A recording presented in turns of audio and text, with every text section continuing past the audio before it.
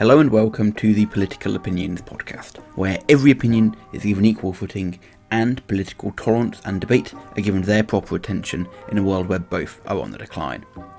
Today's episode will cover different opinions on the removal of statues following the Black Lives Matter protest. Now, a quick word, this is a slightly different format for two reasons. Firstly, I have limited time this week, hence the episode will be a bit different, and also I just want to try out a less formulaic way, I guess, of presenting the episodes. This is more of a narrative, I guess, rather than simply two sides in the comparison, so let me know what you think of it down below. As always, a usual reminder, the aim of this episode is not to try and argue for one side of the debate, but rather to highlight the different opinions on the topic and provide a comparison between them. With all that being said, let's get right into it. In 2015, a student at the University of Cape Town began a movement that would have wide-reaching implications across the world. A movement that began with a bucket of feces poured on the statue of a colonial white supremacist would culminate in the peak of the Black Lives Matter protests in the summer of 2020. This movement has grown to become one of the contemporary world's most divisive issues. It has exposed and unseated the normalization of a history of racism, slavery, and some of the most brutal examples of human cruelty the world has ever seen. It has led us to question our very identity and the social norms we once took for granted. This movement has also highlighted questions about the meaning of history. Is it something that we should run from, accept with open arms, contextualize and educate, or remove altogether? The meaning of sculpted stones and rocks has never had as much attention as it does now, and the way we perceive them has never been more disputed. In this episode, we want to take you to the core of the debate regarding the removal of statues with underlying racist origins, and highlight the different perceptions of history and the meaning of statues. Rarely in the history of humanity have we had such a scenario where everyone was questioned so much of the world around them. The core of this debate can be divided into three categories: those who support the total removal of these statues, those who oppose the removal of them, and a sort of middle ground open instead to contextualizing and educating on these statues. The first area to investigate is the group of people who believe in the removal of statues with racist undertones. And the first question is, of course, why? Perhaps the most common justification people often give for the removal of statues is that they normalise, and in some cases glorify, a history of violence and oppression against minority groups. Imagine every day walking past a statue glorifying an honourable, brave and vigilant military general.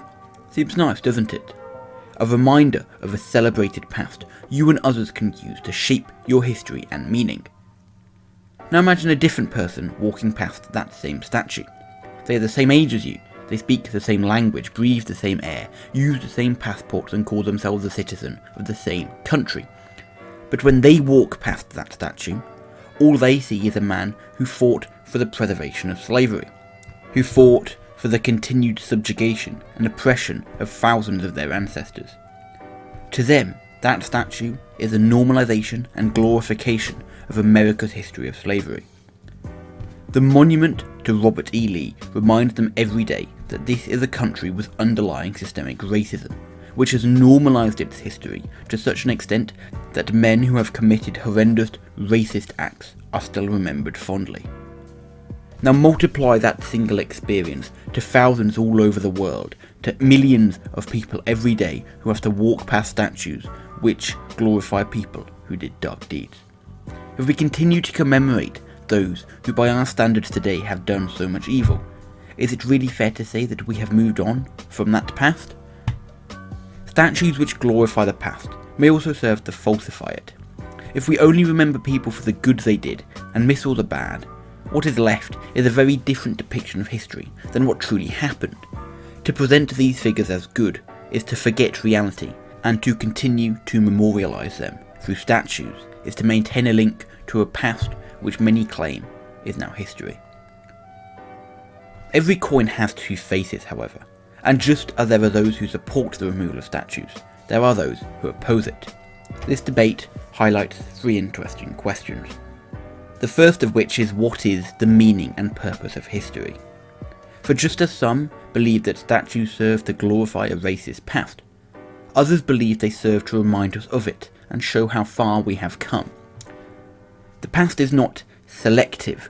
We cannot pick and choose what bits we want to remember and cut out that which displeases us. By erasing these individuals from our collective memory, we cut out a piece of history and leave the past incomplete. If, for example, someone used their wealth philanthropically to help build communal areas, funded schools, and helped to build hospitals, is a statue commemorating that work one in which glorifies racism? To some, even if the wealth came from slavery, the statue did not. It came from the good that the individual did in their lifetime, and serves to remember that. Who I refer to here is, of course, Edward Colston, the man whose statue was torn down and thrown into Bristol Harbour in June 2020. History is an extremely complicated issue, and one which is rarely, if ever, simply black and white, or good and bad. To remove a statue for one specific reason forgets all the other reasons that statue exists, forgets all the other history surrounding it, and it is for this same reason that some people believe statues should remain. The second question this movement highlights is how we should approach the past. Should we judge people solely by the values of our time, or should we factor in the context in which they lived? The removal of statues judges people solely by the values we hold today. It weighs the actions of their lives against values which did not necessarily exist in their time. And while this is necessary if we are to ever be critical of the past and learn from it, to do so with total disregard for relativism is to forget the other side of the coin. Han Suyin, a Chinese Eurasian physician, said, "We are all a product of our time, vulnerable to history." Now, if this quote stands true, it is the times that we should be critical of, not the individual. Slavery was as universal in 18th century Britain as mobile phone usage is today.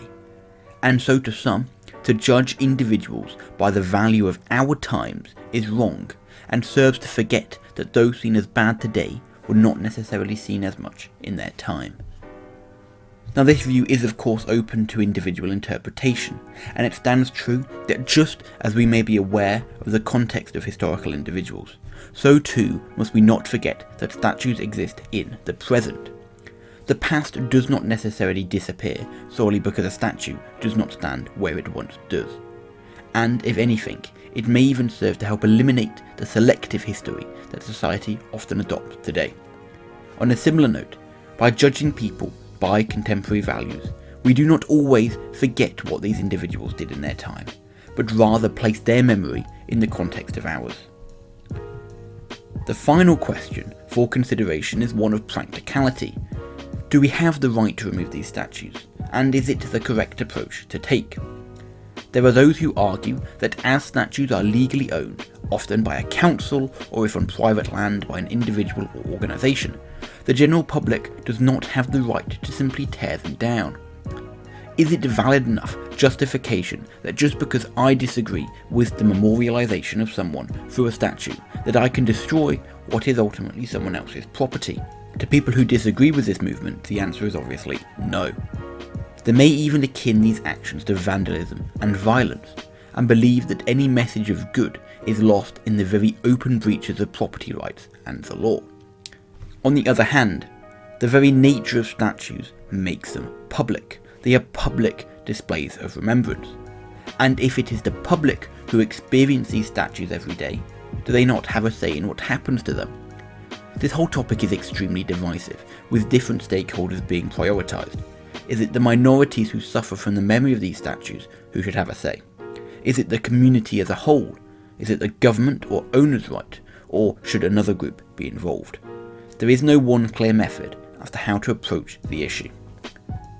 This extends onto the question of effectiveness.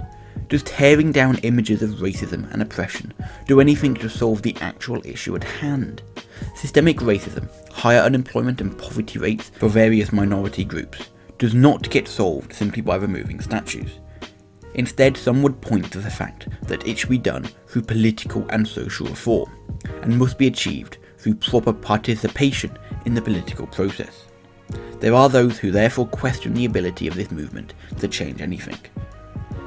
The problem with this view, however, is that it misses the problem of this specific debate, the way that statues normalise and promote a history of racism. It is the memory and meaning of these statues which matters, not an empirical problem with which they are a much wider part of. This all leads on to the ultimate question. Is there a way to rectify these differences and move forward as a united society? Perhaps the most commonly advocated solution is the transferal of these statues to museums. This removes the public memorialisation of these individuals without losing them to history. It makes the focal point of these statues become one of history, not of glorifying a past which many would like to forget or move on from. Combined with education and contextualisation around these individuals, this can help shine a light on their history without removing it, and to some can solve the issue for both sides of the debate. This is not a perfect solution, however, and there are criticisms to this approach on both sides, and it therefore still remains to be seen how best to approach this issue in the long run. Ultimately, the Black Lives Matter protests and the subsequent movement to remove racist statues goes far deeper than the surface level might suggest. It highlights critical questions on the meaning of our society's history and identity. It poses important questions on the meaning of objects and history as a whole, and leads many of us to question what we once took so much for granted.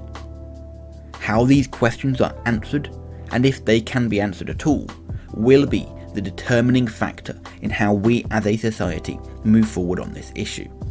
And until there is a societal consensus on what the best course of action is, this divisive and complicated issue will continue to be present for many years to come. With all that being said, is there anything that I missed, I could do better, that I got wrong? Let me know in the comments or on Twitter. And what is your opinion on this topic? Again, let me know down below. And be sure to check back on Monday for another episode, most likely of the original format. Thank you for listening, and hope to see you all soon.